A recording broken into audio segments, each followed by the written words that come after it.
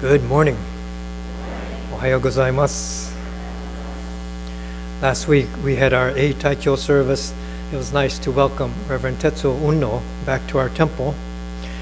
Thank you to everyone who could come to welcome him, to listen to his Saturday presentation, and to be here last Sunday for the Taikyo service.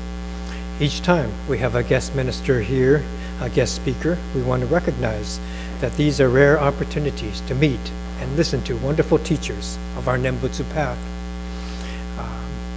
We try to make it a priority to come and to meet our guests. In the Unno family, there was Tetsuo and his brother Taitetsu.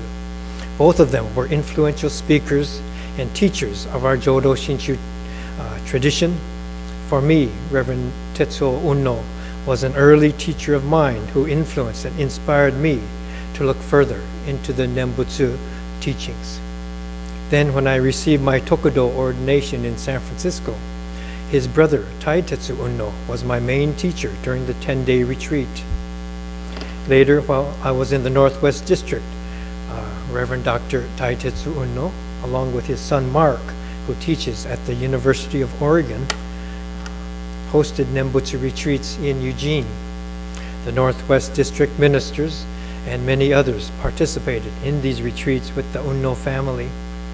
I feel personally indebted to the Unno family, and feel very fortunate that Reverend Tetsuo was able to visit our temple last weekend. Please join me in Gassho. The important thing is always to say the Nembutsu, and saying the Nembutsu will leave seeds in the minds of those around you. That seed of Nembutsu will appear, will sprout, will blossom someday. For after all, that is the primary vow of Amida, which works through history and society timelessly. Namo Amida Butsu. Namo Amida Butsu. Namo Amida Butsu. Namo Amida. These are words from Reverend Dr. Taitetsu Unno, reminding us to recite the Nembutsu. Gradually, our minds awaken to the reality around us as we recite the Nembutsu. This is an ongoing process that we participate in, ever deepening, ever widening, and as our recognition of reality awakens and grows, our own lives become deeper and wider as well. When we recite the Nembutsu, we're also planting seeds in our children and grandchildren and friends that will cause them to also awaken. They will be caused to ask about the Nembutsu. What is that? How does that work? And step beyond themselves, just as we did, just as we do. This is why we conclude every offering and every chant with the Nembutsu. Namo Amida Butsu, Namo Amida Butsu. For Shin Buddhists, chanting is our meditation. Pretty much all schools of Buddhism practice some form of sitting meditation. So when we are asked what our practice is, we talk about the Nembutsu recitation. When we go into it further, we're explaining that the Nembutsu is received rather than done. Received this way instead of our own efforts. This is part of the distinction of self-power and other power, or reality power. We're explaining that our own efforts are not the key to the process of awakening. Still, we recite the Nembutsu and chant the sutras as a way to gain insight into awakening and into life. Reverend Ken Fujimoto at the Sacramento Betsuin wrote an article on chanting after he had a session of chanting with his Dharma school students. In explanation, he wrote, "Chanting is done by using one's voice, but it is primarily a practice in listening. The idea is to chant as loudly as you can while still being able to hear the people around you. It's not a contest to see who can be the loudest and drown out the people around you, but an opportunity to hear those people and become one with the sound. This is more difficult than it may seem, but when achieved, it can be a very vivid and real hint as to what oneness and harmony is. I try to explain that instead of explaining what oneness is about, you can feel it and sense it and know it through chanting. We're able to recognize that even though we each have our self-concerns, we also have this shared reality. We don't choose one over the other, but recognize that there are both. Through this, our lives become deeper. Understanding is not enough, but participation in it is the key. This is why explanation is empty. It's the chanting and doing it together that becomes essential. If you were at a temple 30 or 40 years ago, maybe still here in Sacramento, you'll remember that most places chant Junirai every week for years after years after year. Everybody knew the Junirai. Then someone said, hey, the Jusege is shorter. So all the temples began to do the Jusege for the next 30 years. We have a wonderful tradition, so many chants, and we ignore them. A lot of them are very pretty. Some are 4-syllable, Junirai, 7-syllable, Shoshinge, 7-syllable. The Amida Kyo is my favorite. There's no set lines in the way. The voice continues, wave after wave after wave. You could stop and catch your breath, and everyone else continues chanting. You could look around, and everyone's still chanting. Then you come back, everyone's still chanting. So as we did these chants at our temples, younger members rolled their eyes and put up with it because they didn't know what it meant. Sharp ones, temple leaders, came up with this idea. Why don't we offer incense during the chanting so we don't waste this time completely? Okay. It wasn't explained that something important was going on here during the chanting. We don't even know what we were chanting. Why don't we make chants in English? So people tried to translate chants or make up other ones that would fit the chanting rhythm. Again, it's not the understanding of the meaning, but the experience of the oneness that is key to chanting. Reverend Ken goes on to write, the oneness and harmony is not just with those around you, but within the self as well. The posture without tension that is required for good chanting creates a situation where we are creating a balance within ourselves as well. This is why our posture is so important. We need to sit up. If your back is touching the back of the chair, you can't breathe very well. If you're slouched down, you can't breathe very well. But I like the phrase, posture without tension. We can recognize this in many activities. Golf, taiko, bowling, fly fishing, martial arts, basketball, all require the same posture without tension.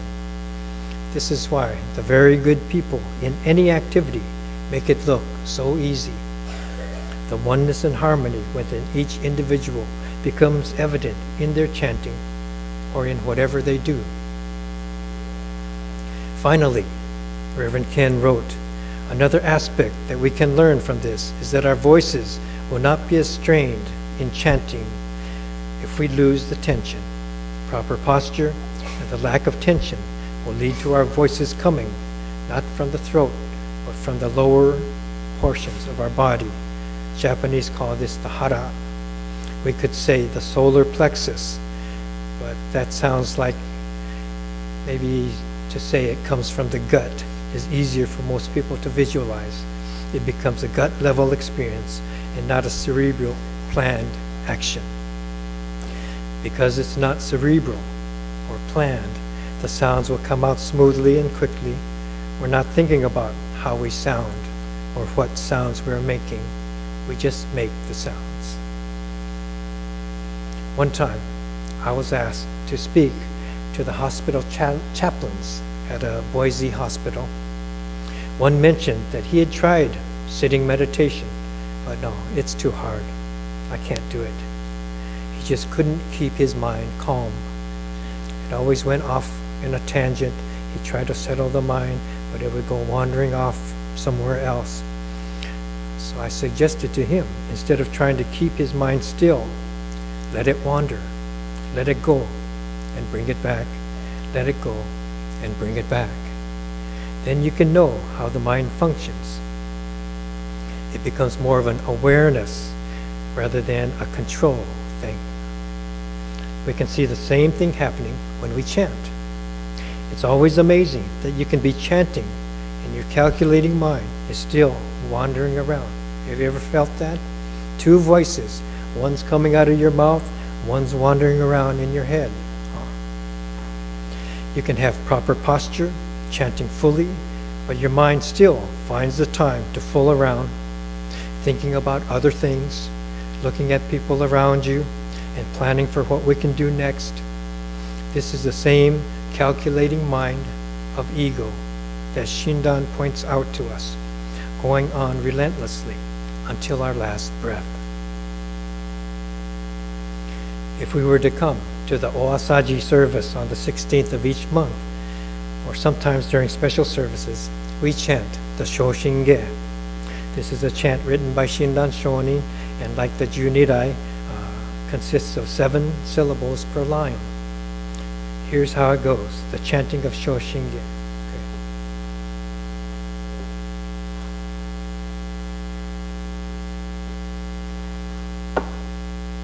As if part of the service, okay? Chanting of the Shoshinge begins. Kimyo muryo junyorai Namo fukashigi-ko. We settle into the rhythm of 7 beats per line. Ozo bosatsu in-niji Zaise jizai obusho.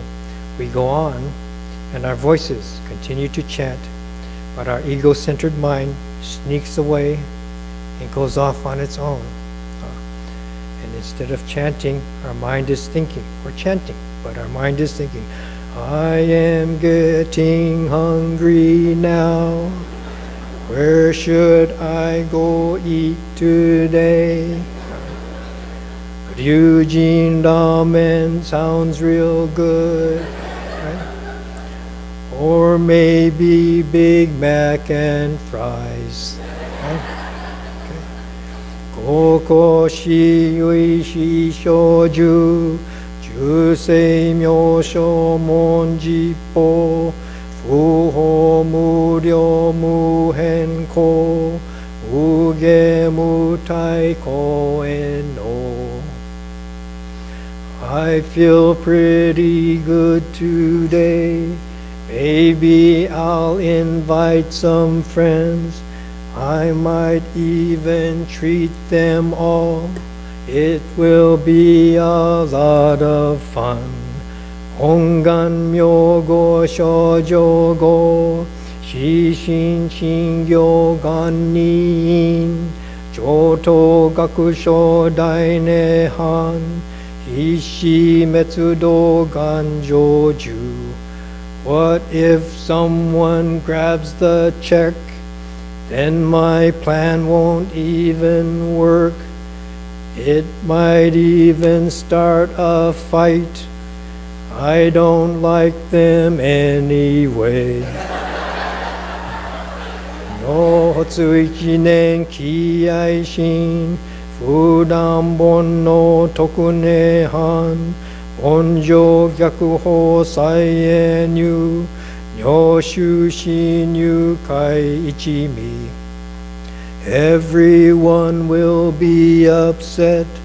Maybe we should pay our own. That way we will still be friends. Can't we all just get along?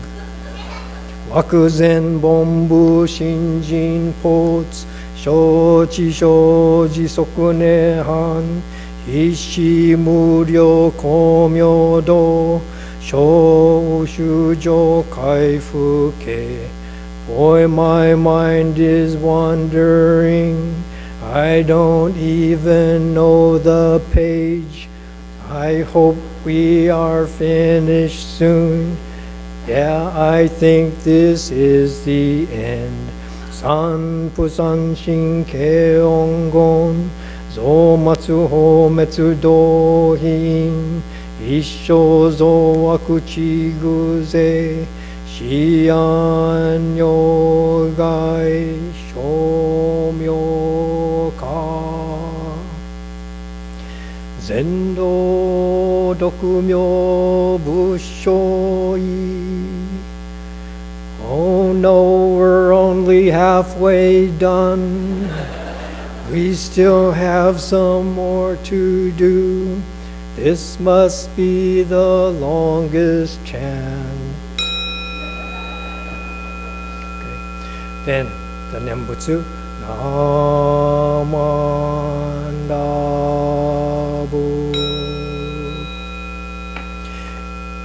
Now we're all at the Nembutsu, calling our minds, come back to the sea, come back to the sea. We are to appreciate chanting and to recognize this lesson of oneness that it brings. We want to encourage ourselves to not be so hesitant or hazukashi, embarrassed, self-conscious, and try our best to participate, explore all these different chants that we have. Maybe little by little we can introduce them all, or portions if they're too long, and so through this we can enjoy and appreciate a wider portion of this tradition. So we conclude each chant and each service with the Nembutsu. Please listen to this quote one more time. Please join me in Gassho. The important thing is always to say the Nembutsu. And saying the Nembutsu will leave seeds in the minds of those around you. That seed of Nembutsu will appear, will sprout, will blossom someday. For after all, that is the primal vow of Amida, which works through history and society timelessly. Namo Amida Butsu. Namo Amida Butsu. Namo Amida Butsu. Namanda, Namanda, Namanda. Thank you.